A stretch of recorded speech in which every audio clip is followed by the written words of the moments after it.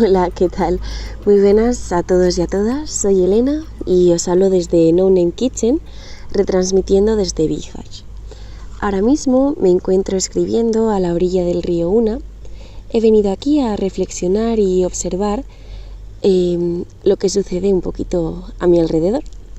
En la orilla de enfrente puedo percibir que hay personas en movimiento bañándose, pues no tienen acceso a duchas donde poder mantener una higiene diaria. Cuando vamos a los sitios donde viven, también nos cuentan que tienen muchos casos de sarna como consecuencia de esa inaccesibilidad a agua limpia y también como consecuencia de las condiciones en las que viven. Además, cabe mencionar que pues la sarna se transmite con el contacto, de tal manera que no son casos aislados, sino grupos de personas. Me gustaría hablaros hoy de un proyecto que hemos iniciado desde Enenkei en colaboración con el colectivo Zularrota Balcánica. Esta organización ha diseñado unas mochilas con duchas portables mediante las cuales puedes tomar una ducha de agua caliente en la zona en la que lo necesites. Se calcula que una ducha de unos 5 minutos requiere unos 20 litros, por tanto al día se puede ayudar a aproximadamente 10 personas al día de momento.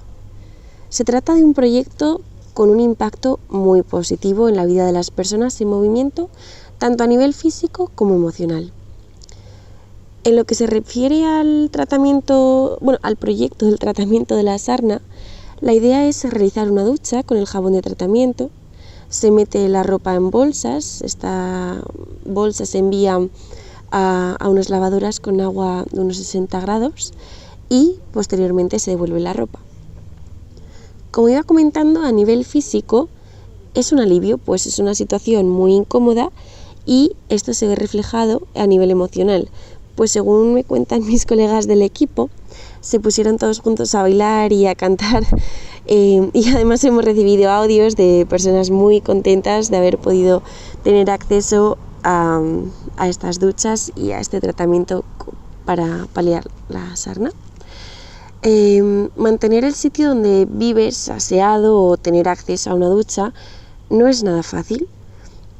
Por tanto, vamos a retomar además un proyecto que se paró hace unas semanas, el cual consiste en la recogida de basura en estas zonas donde no tienen contenedores cerca. Y básicamente el proyecto consiste en recoger las bolsas, poder llevarlas a unos contenedores específicos gracias a que tenemos coches con los que podemos llevar estas bolsas a unos contenedores de una recogida semanal. Sobre todo, familias encuentran alivio en este servicio, ya que sus estancias generalmente son más largas e intentan hacer de este lugar en tránsito lo más parecido a un hogar agradable. Así que, pues muchísimas gracias por escucharnos. Movámonos y movamos también a las personas de nuestro alrededor por las personas en movimiento. Un saludo y nos vemos muy pronto. Gracias, hasta luego.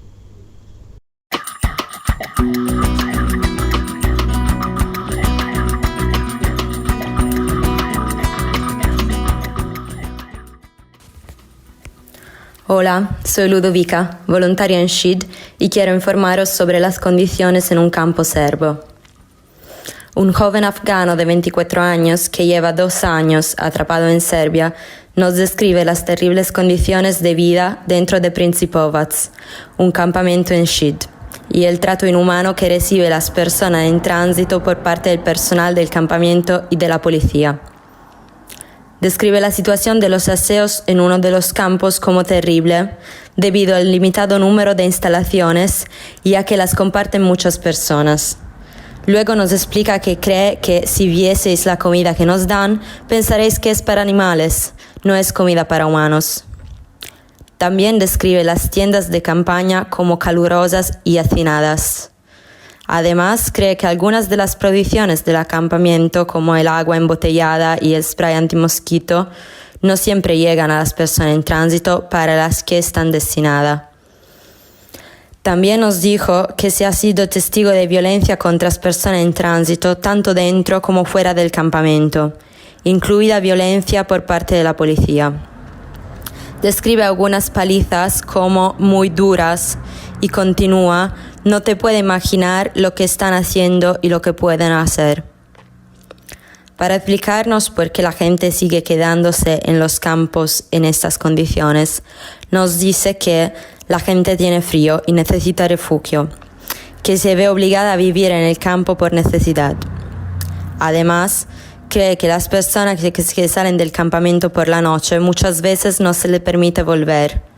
Cree que esta es la razón por la que las personas se quedan, porque tienen miedo de irse, no poder encontrar otro lugar y que luego no se les permita regresar. También nos dijo que para las personas en tránsito es difícil estar presentes en la comunidad local, porque se enfrentan a la discriminación sin importar cómo se presenten. Nos dice: si no te ves bien, no eres bienvenido. Si te ves bien, no eres bienvenido. También nos habló del reciente desalojo del acampamiento. Nos dijo que las personas fueron desalojadas casi sin previo aviso. Él y muchas otras personas en tránsito nos contaron que las personas que se quedaron en el campamento durante la renovación fueron obligadas a realizar trabajos no remunerados. Nos dijo que hace mucho calor y el trabajo era muy duro: limpiar, pintar, cortar leña, por ejemplo.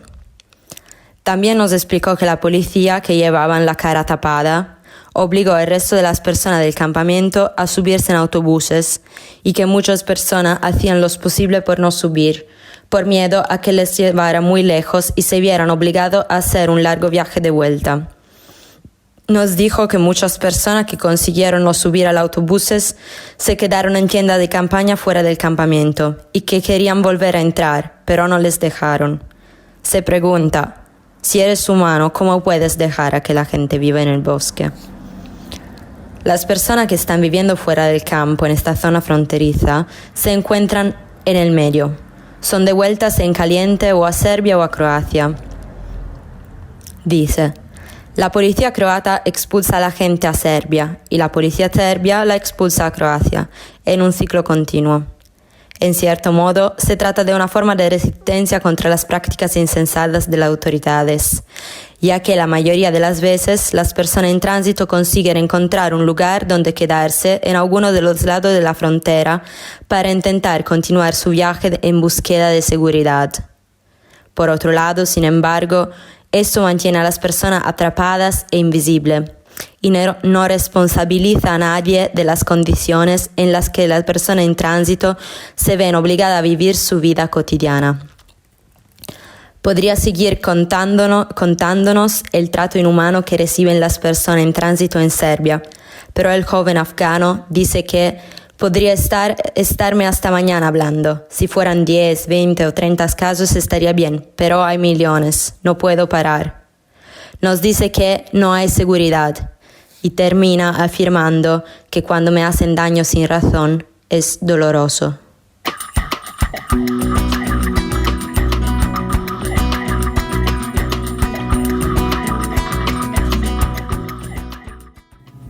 Buenas a todas y a todos.